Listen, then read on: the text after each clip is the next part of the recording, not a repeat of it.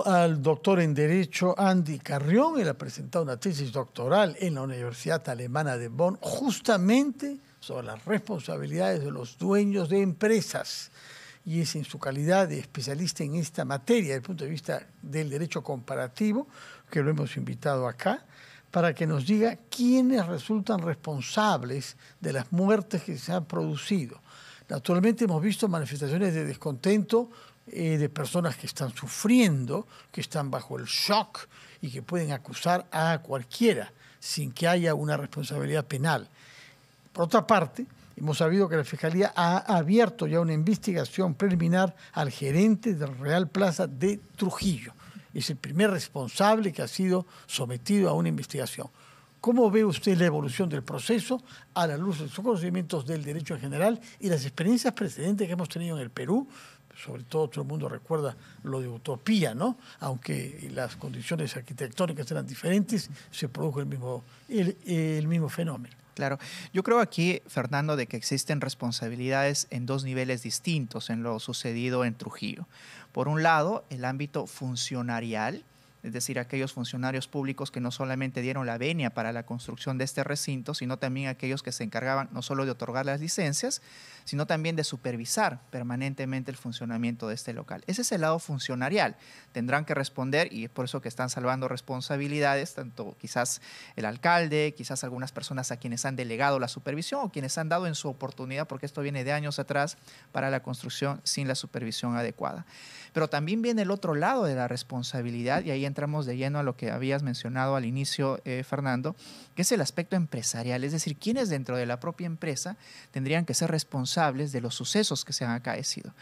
En derecho penal, lo que nosotros debemos de tener en cuenta, Fernando, es de que no solamente se origina una responsabilidad a raíz de una acción positiva, es decir, la persona que dispara a otro o que la lesiona, sino que también a partir de un artículo, que es el artículo 13 de nuestro Código Penal, que es el mismo del Código Penal alemán, por cierto. ¿Qué cosa dice el artículo? Dígalo en español, por favor. Bueno, del artículo 13 que sanciona la comisión por omisión, es decir, aquellas personas que tienen la obligación de resguardar un bien jurídico impidiendo el resultado lesivo.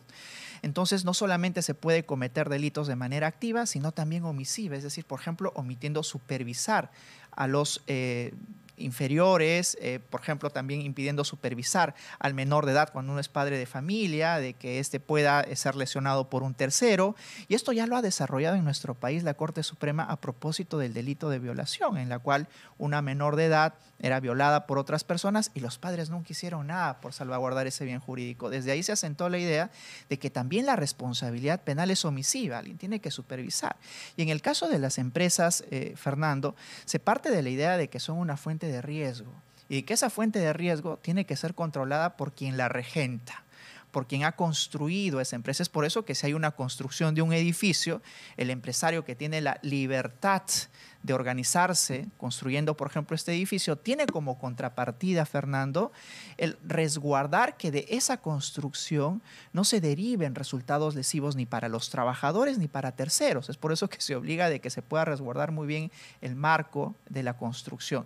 Y yo creo que eso es lo que ha pasado en el centro comercial, porque se debe de encargar no solamente el gerente general, sino también los supervisores de la empresa, de resguardar que de la construcción, por ejemplo, no se puedan derivar resultados lesivos para terceros. Es decir, que si en algún momento han identificado la debilidad en la construcción, pero ellos dijeron que aquí no existe ningún problema, pero si han representado algún eventual resultado de la caída de esta construcción, pues entonces tendrán que asumir la responsabilidad, ya no por culpa, sino más bien por dolo, porque se pudieron representar esa real posibilidad de que ocurra. ¿Cómo se define dolo en este caso concreto? Porque en general dolo se refiere a la voluntad de hacer algo, a la voluntad de que algo se produzca. En este caso no sería voluntad, sino negligencia. Sí, hay un concepto, digamos, tradicional del entendimiento del dolo en el que implica la voluntad, justamente como tú acabas de mencionar, Fernando, pero también el conocimiento.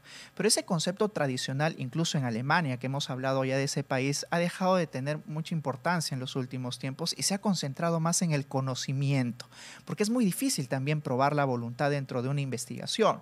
Lo que sí se puede probar eventualmente es qué conocimientos ostentaba la persona de cara a impedir el resultado. Es por ello que en el caso que estamos ahora analizando... ¿Pero qué conocimiento puede tener alguien que no es un técnico?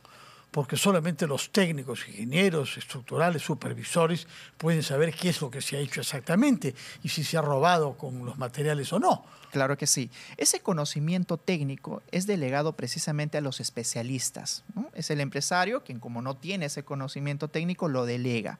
Pero no es que esa delegación le enerve de total responsabilidad, porque no obstante no tener estos conocimientos técnicos, sí debe de supervisar, por ejemplo, si es que este técnico, este responsable, está permanentemente realizando sus funciones.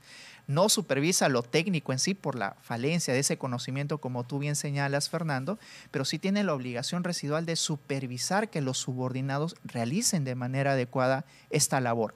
Pero ojo que no todos tienen que ser responsables. De hecho, existe un pronunciamiento en la Corte Suprema del año 2018, que es una casación de Pasco, en la cual señala que tampoco es que el gerente general tenga que tener la responsabilidad por todo. Tiene la responsabilidad en tanto tenga también la posibilidad real de impedir ese resultado.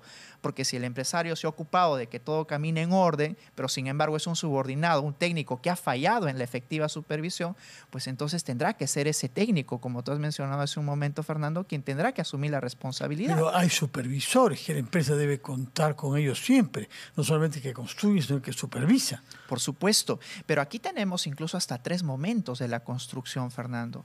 Quienes han aprobado los planos, quienes luego de construido han dado la venia para el funcionamiento y luego quienes se encargan también de la supervisión permanente. Entonces yo creo que esta investigación es una investigación muy compleja que no solamente tiene que enfocarse en si dieron la venia última para el funcionamiento de este centro comercial, sino incluso desde la propia construcción. Si es que ya se avisoraba o no de que iba a ser sólida, de que iba a mantener todos los estándares adecuados para que esta no pueda lesionar a un tercero. Y ese es el problema, porque yo creo que es una investigación compleja que va a tener que abarcar todos estos momentos, incluyendo, Fernando, como lo mencioné al inicio, a los funcionarios públicos que en su oportunidad también han participado de estos. Funcionarios municipales, porque acá no tiene nada que ver el Ministerio de Vivienda y tampoco el gobierno regional, creo. No, no tienen que ver ellos por la competencia de cada institución solamente pública, el municipio provincial. Que en este caso sería la municipalidad. Es por eso que la municipalidad, es decir, quien es el alcalde actual, porque recordemos que había otro, sí, Mario ¿no? Reyes. Esta gestión se ha encargado de tratar de deslindar responsabilidades en el comunicado que ha lanzado, ¿no? Y dijeron que ellos incluso van a denunciar a aquellos que aprobaron la construcción. Pero ojo que es un comunicado que, diría yo, más bien intenta deslindar responsabilidades antes de identificarlas, sí. Porque nosotros hablamos de 3 momentos, no solo la construcción, sino quienes últimamente siguieron dando la venia para el funcionamiento, porque existe también supervisiones de esta gestión municipal. Entonces yo creo que también tendría que abarcarlos. El día de hoy, Fernando, la Fiscalía, y lo han anunciado en Trujillo el fiscal coordinador, han abierto ya una investigación penal teniendo como marco de hipótesis el delito de homicidio. Señaló el fiscal el coordinador homicidio culposo. Culposo. Pero yo creo que esto se va a ir dilucidando a medida que avancen las investigaciones, porque también cabe la posibilidad, como en el caso Utopía, que no solamente sea culposo, sino que eventualmente también sea doloso, Fernando. Y ese es un punto importante. ¿En qué caso podría ser homicidio doloso? Bueno, no solamente cuando no se han seguido la debida diligencia dentro de la construcción o de la autorización o incluso del funcionamiento, sino además cuando se pudieron haber representado una catástrofe y que simplemente no tomaron ninguna medida para corregir ello. Ello ya se verá dentro de las propias investigaciones, pero el dolo, al menos como se entiende ya el día de hoy, Fernando, dentro de la doctrina dominante y también de la jurisprudencia, ya no es necesariamente la voluntad, ¿qué es lo que nos dice la jurisprudencia precisamente en el caso de tragedias comparables, es decir, por una negligencia que causa muerte de consumidores, de usuarios? Usted ha mencionado Utopía, no fue algo naturalmente de ingeniería ni de arquitectura, fue algo de uso del fuego en ese caso, ¿no? Claro que sí. Pero hay otros casos donde la gente ha muerto por un colapso de edificios. ¿Qué jurisprudencia tenemos? Bueno, en el Perú no necesariamente hay jurisprudencia cercana, digamos, ámbitos de la construcción. Sí hay algunas, por ejemplo, vinculadas al resguardar la salud de los trabajadores, como en el caso de McDonald's. No sé si recordarás en la avenida La Marina, en la cual 2 trabajadores de esta empresa murieron electrocutados porque el empleador no resguardó las mínimas seguridades para que puedan desenvolver su trabajo de manera idónea. En el ámbito comparado, por ejemplo, se ha dado el Love Parade, que es un caso famosísimo también en Alemania, Alemania, donde los organizadores no cumplieron con poner las barreras respectivas dentro de la construcción de la realización del evento, y producto de ello murieron muchísimas personas. Entonces, yo creo que en nuestro país existe, sí, jurisprudencia respecto a lo que sucedió en cuanto a resguardar la salud de los propios trabajadores, pero no necesariamente de terceros. Yo creo que el ejemplo más cercano de la jurisprudencia sería más bien el del caso Utopía, Fernando. De acuerdo. Nos quedan pocos minutos, de manera que quiero aprovechar de su presencia acá para preguntarle también sobre las diligencias fiscales que han comenzado hoy con la señora Presidenta de la República, Dina Boluarte, que ha acudido a la Fiscalía para responder sobre el caso de Caliwarma. Ella ha sido ministra de ese sector, no presidenta cuando los hechos son reprochados. ¿Qué inmunidad tiene como ministra? Porque hemos visto cómo ha utilizado su derecho a la inmunidad como jefe de Estado. Pero de Caliwarma es de otro rango en el Estado. Claro, la investigación de Caliwarma se concentra cuando ella era ministra de Estado en el gobierno de Pedro Castillo. Cuando es ministra de Estado, pues tiene igual la posibilidad de que sea investigada preliminarmente, pero sí debe de, si es que la Fiscalía decide pasar a la siguiente etapa, porque recordemos de que estamos en una etapa inicial. Y bueno, al ritmo que va la Fiscalía le puede tomar 2, 3 o hasta 4 años estar en esta primera etapa, pues sí debe de formular la acusación aún cuando es ministro para que se le habilite la investigación en la siguiente etapa. Y esa es la prerrogativa. No mientras sea presidenta. No mientras sea presidenta. Mientras sea presidenta no puede responder sobre actos que haya cometido antes de serlo. Claro que sí. Y esa es, digamos, la salvedad que debe tener la propia inmunidad presidencial, que informa, pero no necesariamente la ministerial. Y el caso particular de ella es de que no solo fue ministra por hechos que se vienen investigando, sino que el día de hoy también es presidenta de la República. Y si la Fiscalía decide pasar a una siguiente etapa, pues siempre la presidenta tiene la inmunidad de arresto. Así es que al ser un caso especial y ser ella presidenta de la República, tiene estos resguardos constitucionales consigo. Ahora, mañana ella debe acudir nuevamente a la Fiscalía por otra carpeta fiscal que tiene que ver con el llamado el auto, bueno, el cofre, el auto presidencial, en un balneario del sur de Lima llamado Míconos.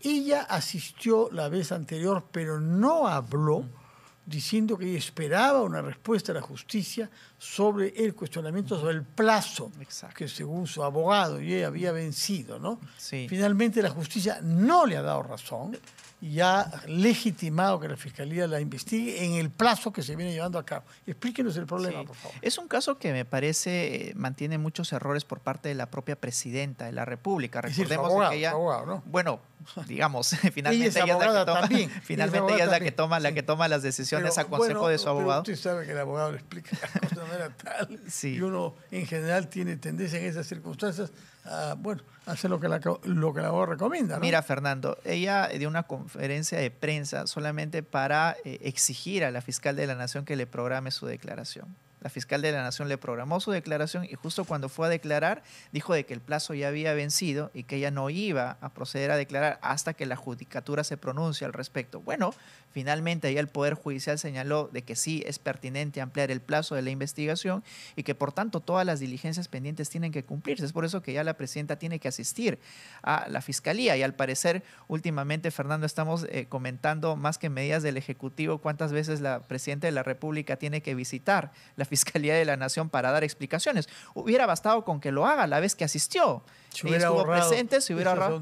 No, y los perjudicados finalmente somos los que somos administrados por Poder Ejecutivo. Y los peruanos que quieren poder confiar en sus autoridades y no ver a sus autoridades implicadas en una multitud de casos que efectivamente hacen pensar que no se gobierna todo el tiempo, sino que muchas autoridades están dedicadas a defenderse a sí mismas de los cuestionamientos fiscales de los que son objeto. Muchísimas gracias, Andy Carrión, abogado penalista, que nos ha explicado los alcances del derecho penal respecto de la tragedia del Centro Comercial en Trujillo, así como también de la famosa negativa de la presidenta a hablar durante la convocatoria de la semana antepasada, lo cual no podrá ser el caso mañana, puesto ha quedado establecido que las cosas se hacen en el plazo previsto por la ley y no, como la señora Boluarte sostenía y su abogado, fuera de plazo. Muchas gracias, doctor Carrión. Muy buenas noches para usted y para ustedes que nos escuchan. Que pasen una buena noche.